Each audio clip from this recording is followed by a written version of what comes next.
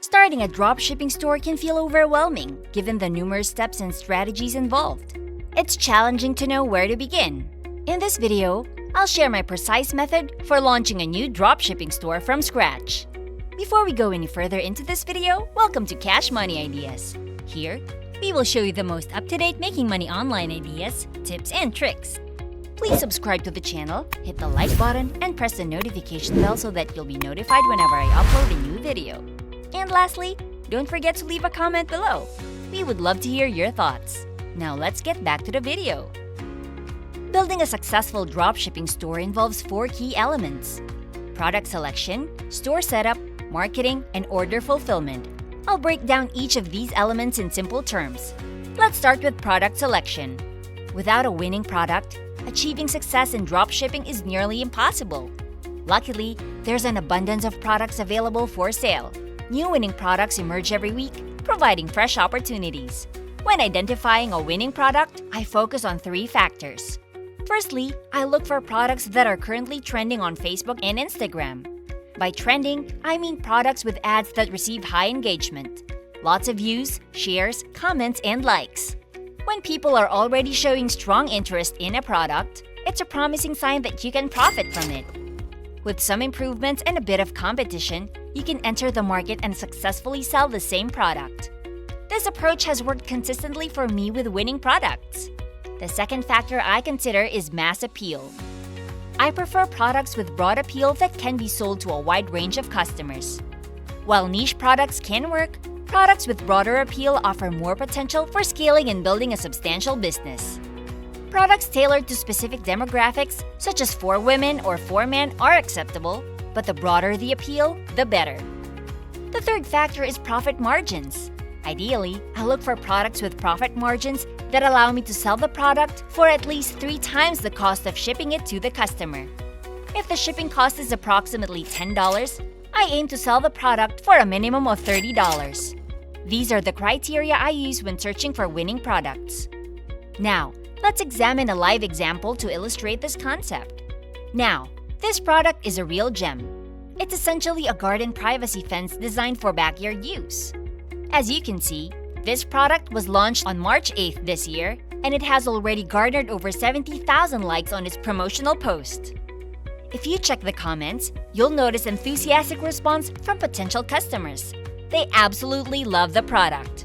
However, the sellers currently marketing it aren't doing a stellar job. If we examine their video, it's not particularly impressive. Furthermore, their website leaves much to be desired. This product also boasts attractive profit margins. Shipping it to customer costs as little as $4, yet it's being sold for prices ranging from $19.99 to nearly $100 per sale. By creating a slightly better video and improving the website, you could seize this opportunity and profit handsomely from this product. As I mentioned, this product is a prime example of a winning product. So, how do you locate such products? The tried and true method I've relied on for years is simply keeping an eye on your Facebook and Instagram feeds. Over time, you'll inevitably encounter ads for dropshipping products. Each time you come across these ads, it's crucial to demonstrate your interest to Facebook. Visit the ad, like it, leave a comment, go to the website, and click Add to Cart to signal your intent to purchase. Doing so will prompt Facebook to recommend more products to you, effectively turning your feed into a powerful product research tool. The second step is to build your store. There are several store types to consider: a general store with a diverse product range, a one-product store focusing on a single item, or a hybrid store that combines the benefits of both approaches. I recommend a hybrid store as it offers the flexibility to test various products while maintaining a branded feel. For example, here's a sample store named FloraFlow, which is ideal for the previously mentioned privacy fence product. The store primarily focuses on home and garden products, boasting a strong brand design, a well-designed logo, and a user-friendly layout. Building such a store is crucial, and you can find a detailed video on how to create one in my previous content. When constructing your store, it's beneficial to model it after successful examples. You don't need to reinvent the wheel. Instead, put your unique twist on what's already working. Before we continue, I'll give you some time to subscribe to the channel and give it a big thumbs up. If you love the video so far and found the content interesting and informative, please leave a comment below. We'd love to hear what you have to say. Now let's get back to the video. Here's another example of a hybrid store named Arctic Shirt. This store offers a range of home decor products while maintaining a strong brand identity and trustworthiness. This approach combines the best aspects of one product in general stores.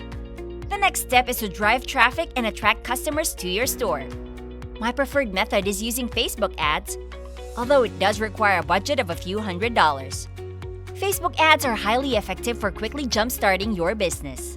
Once you have a winning product and a successful ad campaign, you can scale your business rapidly, which is challenging to achieve with free traffic methods. To run Facebook ads effectively, you'll need a well-crafted video for your product.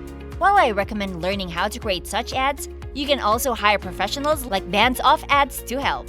Once you have a video ad ready for your product, it's time to launch your first ad campaign. Here's a simple low-budget strategy I employ when launching products on Facebook. Firstly, ensure your video ad is flawless, devoid of any spelling errors or awkward transitions. Everything should flow smoothly, creating a clean and professional video. Next, create a Facebook page and an Instagram page for your store. Afterward, set up your Facebook Business Manager and create your ad account to initiate your ad campaigns. Now, you'll want to create a new campaign with 5 ad sets. Ad sets are essential groups of audiences that your product will be displayed to. Within these ad sets, select 3 to 5 similar interests that align with your product. Think of 5 distinct groups of people who would be likely interested in what you're offering. For instance, for the privacy fence product, I would choose interests like gardening, furniture, plants, DIY, and interior design. For your initial ad set, select the broad interest of gardening, then use the suggestions tool to add at least 2 more audiences related to gardening. In terms of targeting, I recommend focusing on the major 4 countries: the United States, United Kingdom, Canada, and Australia. Budget-wise, allocate between $10 to $20 per day. A higher budget accelerates the data gathering process. After creating your ad set, you'll need to craft your ad. This involves uploading your video and composing the ad copy, which is essentially the text that accompanies the post. Allow me to provide an example. First, you need to create a hook for your product. For this particular item, we could say, enhance your backyard and achieve instant privacy in minutes. I also like to incorporate emojis to make the post visually appealing. For instance, we can insert an emoji right here to enhance the appearance. The next step is to outline 3 key benefits of the product. The first benefit highlights the product's aesthetic appeal.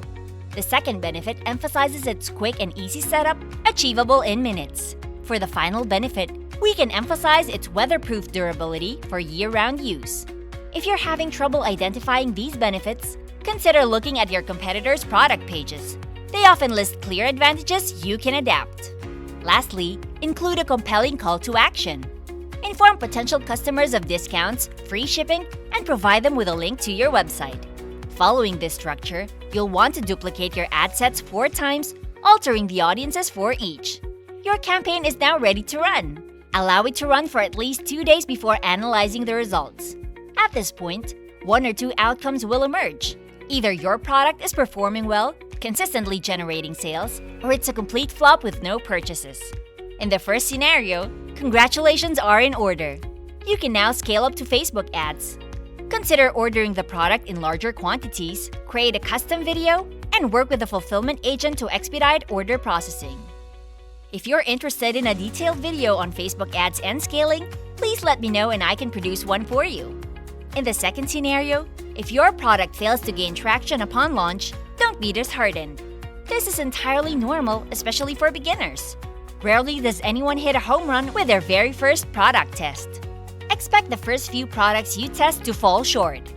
In this case, review your data to identify areas for improvement. If people are clicking on your ad but are not making purchases, your website likely needs refinement.